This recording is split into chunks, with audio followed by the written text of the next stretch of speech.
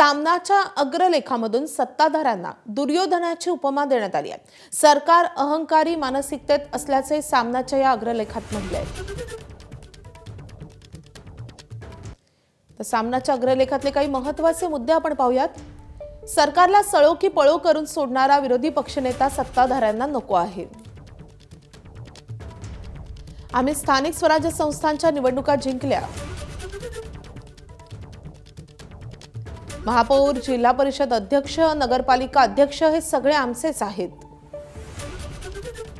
आम्ही जिंकलो, जिंकत राहू। ईव्हीएम, पैसा, पोलीस, तपास यंत्रणा आमच्या हाती आहे। आम्ही लोकशाही विकत घेऊन ठोकशाहीचं राज्य प्रस्थापित केलंय।